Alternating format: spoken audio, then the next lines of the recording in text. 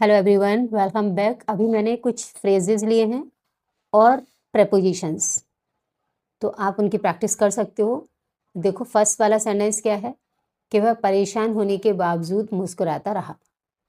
तो इसमें कौन सा ऑप्शन आपको सही लग रहा है? He kept smiling despite having a lot on his plate, या फिर he kept smiling because he had a lot on his plate, या फिर he kept smiling in place of having a lot on his plate.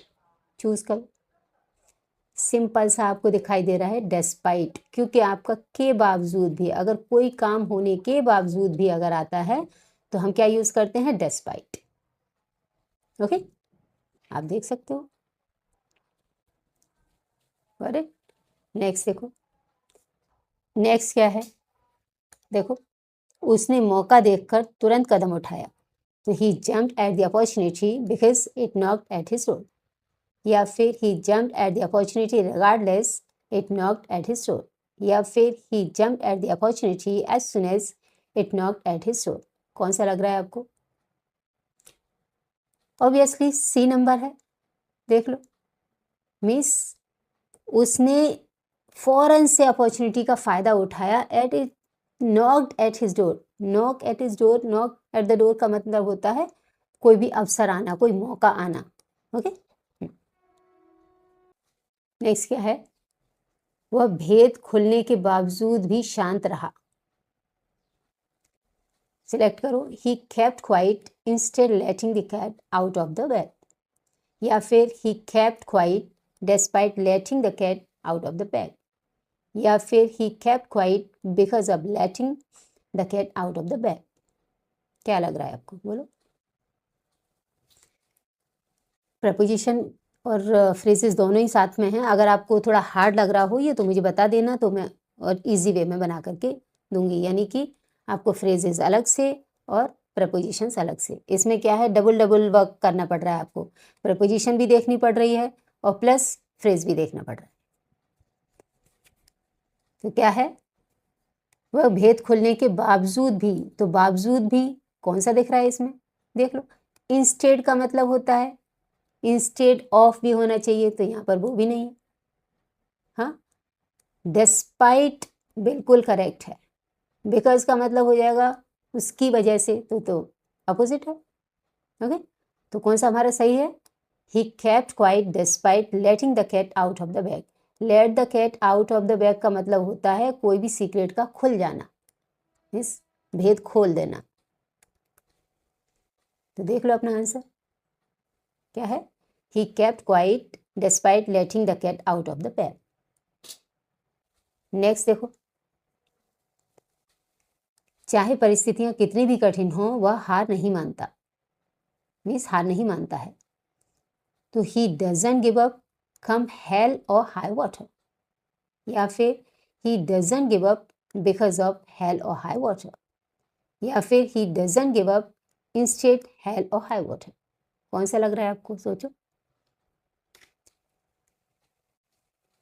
Simply ये दिख रहा है आपको, चाहे कुछ भी हो जाए, जैसे कम वॉट में ऐसे होता है ना, उसी तरह से ये है, कम हेल और हाई वाटर। कठिन परिस्थिति होना, सिर्फ इतना ही फ्रेज है, कम हेल और हाई वाटर। ओके, तो इसको अच्छे से याद रखो। नेक्स्ट, वह हमेशा खुश रहने की कोशिश करता है। तो इसमें आपका ये अपर लिप होता है, लोअर लिप नहीं होता और लूज लिप नहीं होता। ओके, ये तो बहुत गंदा लगेगा। क्या होता है? He always tries to keep a stiff upper lip. याद रखना इसको। मीन्स कोई परेशानी में भी खुश रहना, खुश होकर के दिखाना, या अपने साहस को बना के रखना, अपनी भावनाओं को दबा के रखना और खुश दिखाने की कोशिश करना, खुश रहने की कोशिश करना। ऐसे जेंट्स लोग होते हैं तो कैसी भी परेशानी हो फिर भी उसमें they keep a stiff upper lip. तो ये इस तरह से आप बनाओगे। नेक्स्ट, उसने बिल्कुल सही वक्त पर काम खत्म किया। तो he finish the work in the nick of time, या फिर he finish the work in spite of time, या he finish the work instead of time. क्या लग रहा है आपको? इंस्टेड ऑफ टाइम तो जैसे उल्टा ही हो रहा है। हाँ, टाइम की बजाय, और ये इन स्पाइट ऑफ टाइम, टाइम के बावजूद भी, तो ये भी गलत हो रहा है। फर्स्ट वाला करेक्ट है एकदम। ओके, देखो क्या है, he finished the work in the nick of time. Nick of time होता है बिल्कुल सही टाइम पर, एक्यूरेट टाइम पर। नेक्स्ट देखो, उसने बहुत मेहनत के बावजूद असफलता पाई, मतलब वो असफल हो गया, कहने का मतलब फेल हो गया मेहनत के बावजूद भी। तो he failed instead of burning the midnight oil. He failed despite burning the midnight oil, या he failed because of burning the midnight oil. कौन सा लग रहा है आपको, सोचो फटाफट। मेहनत के बावजूद भी, तो बावजूद भी के लिए हमारे पास क्या होता है, इन स्पाइट ऑफ होता है और डिस्पाइट होता है। करेक्ट, ध्यान रखो। तो डेस्पाइट को ये भी याद रखोगे कि डेस्पाइट अकेला आता है, इसके साथ ऑफ नहीं आता, कुछ लोग ऑफ लगा देते हैं, बिल्कुल गलत हो जाता है। इंस्टेड ऑफ का मतलब तो के बजाय हो जाएगा, उल्टा हो जाएगा, मतलब बर्निंग ऑयल, मिडनाइट ऑयल के बजाय वो फेल हो गया, उल्टा हो जाएगा। तो ये राइट है, बी। ओके, और बिकॉज ऑफ तो बिल्कुल ही कुछ सेंस नहीं दे रहा है यहाँ पर, की वजह से हो जाएगा। ओके, ये भी अपोजिट सेंस लेकर के जाएगा। तो समझ आया, बर्निंग द मिडनाइट ऑयल का मतलब होता है बहुत मेहनत करना। इसको अगर याद नहीं होता आपको तो ऐसे याद कर लो, बर्निंग मतलब बर्न करना, मिडनाइट ऑयल मतलब रात को भी ऑयल बर्न करना, यानी कि रात को भी लैंप जला के कुछ लोग पढ़ते रहते हैं ना, तो दिन रात एक कर देते हैं, ऐसे समझ लो। बर्निंग द मिडनाइट ऑयल का मतलब क्या है, दिन रात एक कर देना, इतना मेहनत करना कि दिन रात एक कर देना। हिंदी में हम लोग दिन रात एक कर देना बोलते हैं इसे। अच्छा, नेक्स्ट क्या है कि वह समाचार से खुश था, मीन्स बहुत खुश था, वह समाचार से बहुत खुश था। तो ये फ्रेज है बहुत खुश होना, उसका मीनिंग क्या है, यहाँ कोई प्रपोजिशन का यूज़ नहीं दिख रहा है, लेकिन फिर भी हाँ, प्रपोजिशन भी आपको चेक करनी है, स्पेशली प्रपोजिशन अगर आप चेक करोगे तभी करेक्ट फ्रेज बनेगा ये।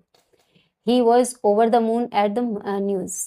हाँ देखो, प्रपोजिशन का ही यूज़ है कि इसमें क्या लगा रहे हो आप, क्या he was over the moon at the news, या he was under the moon at the news, या he was beside the moon at the news। तो कौन सा है, सुना भी होगा आपने, बहुत इजी है ये तो।